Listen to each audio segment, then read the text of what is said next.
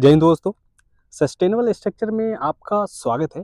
दोस्तों आज मैं बताऊंगा 10.5 मेगावाट का जो प्रोजेक्ट चल रहा था उसके बारे में, क्योंकि इससे पहले जो मैं यहाँ का जितने भी डेटा बताया था वो कॉलम से रिलेटेड बताया था। आप यहाँ पे देख सकते हैं उस समय मैं जितने भी डेटा आपको शेयर किया था वो कॉलम से रिलेटेड था, लेकिन अभी जो मैं जितने भी डेटा शेयर करूंगा वो कंप्लीट स्ट्रक्चर लगा हुआ है उसके बारे में बताऊंगा।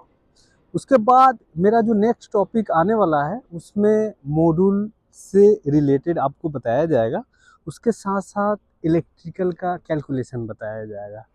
जो लास्ट मेरा जितने भी डेटा रहेगा वो कंप्लीट इन्वर्टर और ट्रांसफार्मर से रिलेटेड होगा। तो चलते हैं दोस्तों, सबसे पहले एक बार विजिट करा देता हूँ ये 10.5 मेगावाट 3.5 मेगावाट का स्लॉट है, यहाँ पे देख सकते हैं।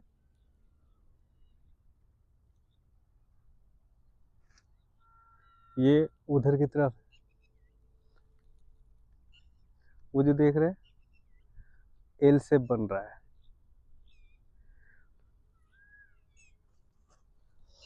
एक बार मैं विजिट करा देता हूँ पूरे प्रोजेक्ट को। इसमें देख सकते हैं रिन्यू पावर का मॉड्यूल है 580 वाट पीक का बाइफेशियल मॉड्यूल है।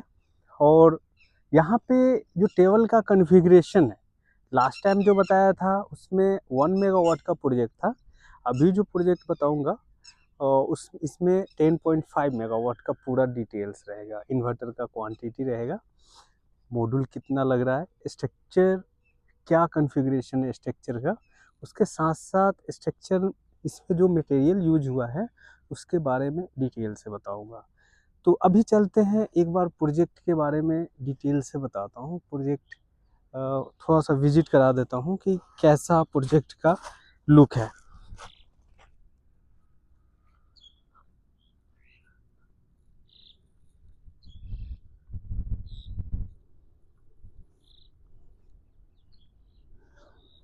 यहाँ पे देख रहे हैं, यहाँ पे देखेंगे कि टेबल का जो कॉन्फ़िगरेशन है और यहाँ स्ट्रक्चर का हाइट जो देख रहे हैं वो एग्रीकल्चर को देखते हुए डिजाइन हुआ है और प्रोजेक्ट को इंस्टॉल किया गया है।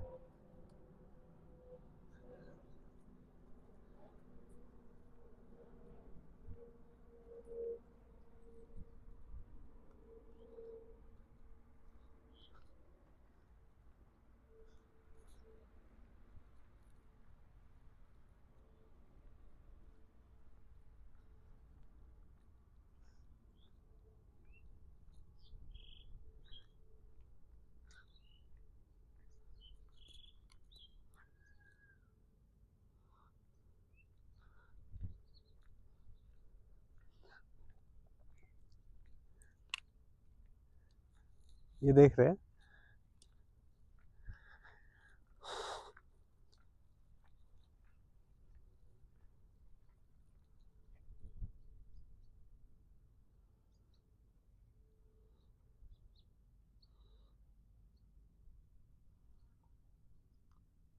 ये जो देख रहे हैं यहाँ पे जो स्पेस देख रहे हैं ये एक्चुअल में यहाँ भी टेबल लगेगा।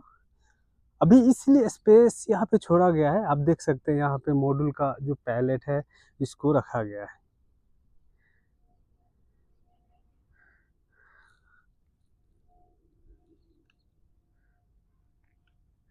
जब ये कंप्लीट यहाँ पे देख रहे हैं ये मॉड्यूल का कॉन्फ़िगरेशन आएगा। यहाँ से एक टेबल यहाँ पे छोटा सा टेबल लग रहा है।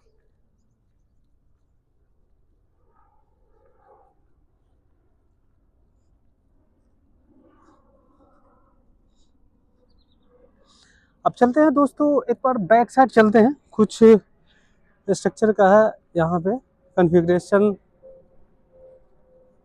सेम स्ट्रक्चर का देखा जाए कॉन्फ़िगरेशन तो सेम है पूरे प्लांट में, क्योंकि ग्राउंड माउंट के प्रोजेक्ट में टेबल का कॉन्फ़िगरेशन चेंज नहीं कर सकते, डिफरेंट नहीं कर सकते हैं, अलग अलग साइज नहीं कर सकते हैं।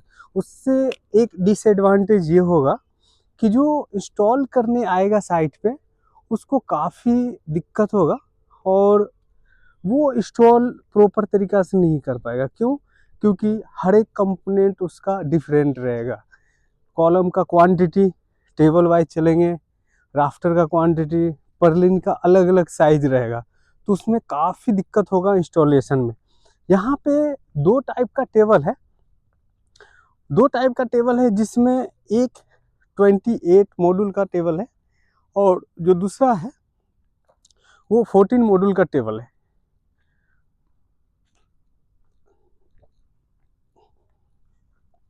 यहाँ पे देख रहे हैं,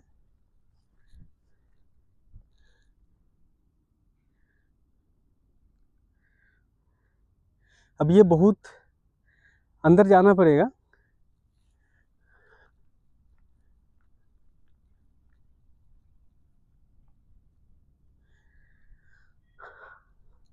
यहाँ पे एक एक स्लॉट बनाया गया है 3.5 मेगावाट का। एक स्लॉट ये कंप्लीट है, ये जो ब्लॉक बना हुआ है ये एक 3.5 मेगावाट का पूरा ब्लॉक है। दूसरा जो ब्लॉक है ये 3.5 मेगावाट का ब्लॉक है और जो लास्ट है वो मैं अभी बताऊंगा। जो अभी आया हूँ वो 3.5 का एक सिंगल ब्लॉक है। आप देख सकते हैं अभी बरसात का मौसम है तो बारिश का पानी कुछ जमा है।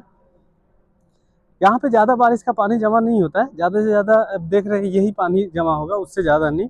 अब बरसात का मौसम ख़त्म होने वाला है और जो यहाँ पे हाइट है, यहाँ पे मॉड्यूल से आप यहाँ पे देख रहे हैं ये जो हाइट है ये 1200 mm फ्रंट से हाइट है और बैक हाइट अप्रोक्स ये 2800 2400 2600 mm चला जाता है। अब चलते हैं फ्रंट की तरफ। ये देख रहे हैं ये जो अलाइनमेंट यहाँ पे हुआ है, टेबल का इंस्टॉलेशन हुआ है, वो परफेक्ट अलाइनमेंट है, यहाँ पे कोई दिक्कत नहीं है। टेबल का जो अरेंजमेंट होगा वो भी इक्वल रहेगा।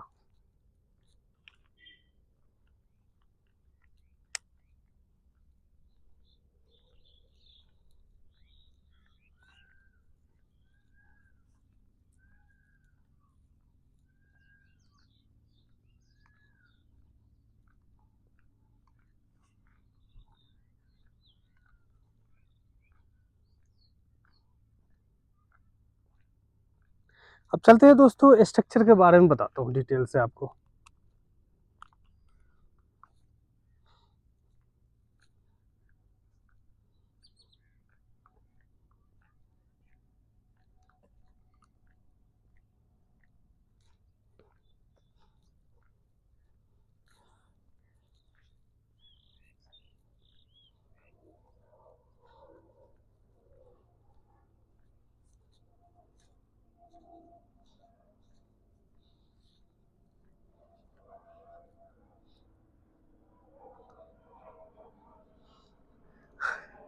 ये दूसरा स्लॉट है 3.5 मेगावाट का और ये तीसरा है जो फ्रंट की तरफ दिख रहा है। यहाँ पे बीच में गैप दिया गया है।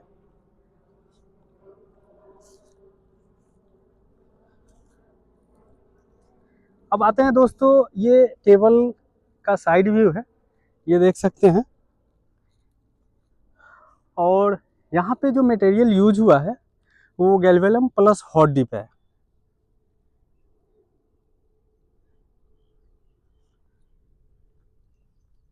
देख रहे हैं। अब दोस्तों यहाँ पे एक चीज़ आपको बता देता हूँ डिटेल से कि स्ट्रक्चर का जो कंपोनेंट यहाँ पे देख रहे हैं, अलग अलग कंपोनेंट है।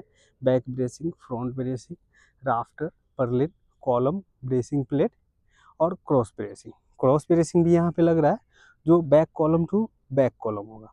अभी वो बैक ब्रेसिंग नहीं लगा है क्योंकि अभी मॉड्यूल यहाँ पे असेंबल होगा। मॉड्यूल असेंबल करके टाइट किया जाएगा, उसके बाद लास्ट में वो क्रॉस ब्रेसिंग लगाया जाएगा।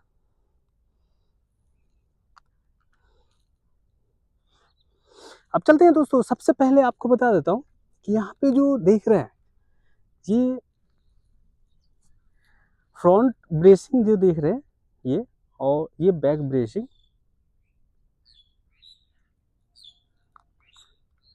यहाँ जो मटेरियल यूज किया गया है गैल्वेलम और हॉट डिप। अब बहुत सारे सवाल बनता है कि गैल्वेलम प्लस हॉट डिप क्यों यूज करते हैं, क्या हॉट डिप मटेरियल यूज नहीं कर सकते हैं क्या, या सभी जो मटेरियल है वो या तो गैल्वेलम यूज कर ले या हॉट डिप यूज कर ले, क्या ये पॉसिबल नहीं है क्या। तो दोस्तों मैं आपको बता देता हूँ साफ पॉइंट में कि आप सभी कंपोनेंट को गैल्वेलम नहीं यूज कर सकते हैं। जो मेन कॉलम आप देख रहे हैं, ये जो मेन कॉलम है, इसको आपको हमेशा हॉट डिप लेना पड़ेगा। क्यों? क्योंकि ये जो देख रहे हैं कास्टिंग हुआ है, अगर मैं हॉट डिप कॉलम नहीं लूँगा तो जो कास्टिंग हुआ है वहाँ पे जंग लगने का चांसेस ज़्यादा रहता है। क्योंकि बहुत सारे केस में मैंने देखा हूँ कि प्री जीआई जो मटेरियल होता है हॉट डिप की तरह ही रहता है, लेकिन वो मैन्युफैक्चरिंग के टाइम ही जो मटेरियल होता है वो मिक्स किया जाता है। तो उस कॉलम को मैंने देखा हूँ कि प्रॉपर तरीक़ा से जंग लगते हुए, तो इसीलिए कॉलम हमेशा हॉट डिप ही लेना पड़ता है। आप गैल्वेलम नहीं ले सकते हैं, प्री जीआई नहीं, और उसके बाद ये जीआई गैल्वेलम ये दोनों मटेरियल नहीं ले सकते हैं, हॉट डिप ही लेना पड़ेगा। क्योंकि हॉट डिप में क्या होता है कि ये मिनिमम 85 और या 80 माइक्रोन का जिंक का कोटिंग हो रहा है। उससे क्या होगा कि कितना भी बारिश का पानी यहाँ पे जमा हो जाए, जैसे बारिश होता है तो उसका कुछ ना कुछ छींटे यहाँ पे जरूर आएगा। जब बारिश के पानी यहाँ पे आएगा तो वो पूरा ब्लॉक मॉइस्चर बन जाएगा, मतलब पूरा ब्लॉक गीला हो जाएगा। ब्लॉक गीला होते ही वो कॉलम को धीरे धीरे रस्ट करेगा।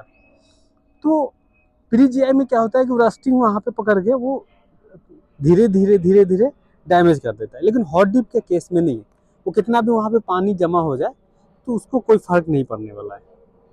इसलिए कॉलम को हॉट डिप ही लेके चलते हैं। अब आते हैं सेकेंड पॉइंट। सेकेंड, अब जितने भी मेंबर है इसमें, ब्रेसिंग प्लेट हो गया, ब्रेसिंग हो गया, front bracing, back bracing, rafter हो गया, ये सब जितने भी कंपोनेंट है इसको आप गैल्वेलम या प्री जीआई यूज कर सकते हैं। या आपको लग रहा है कि नहीं मुझे गैल्वेलम भी यूज नहीं करना है, मुझे प्रॉपर हॉट डिप ही यूज करना है, तो आप हॉट डिप भी यूज कर सकते हैं, कोई इशू नहीं। लेकिन वही है कि आपके कॉस्टिंग पे सवाल आ जाता है कि आपका कॉस्टिंग कितना जा रहा है।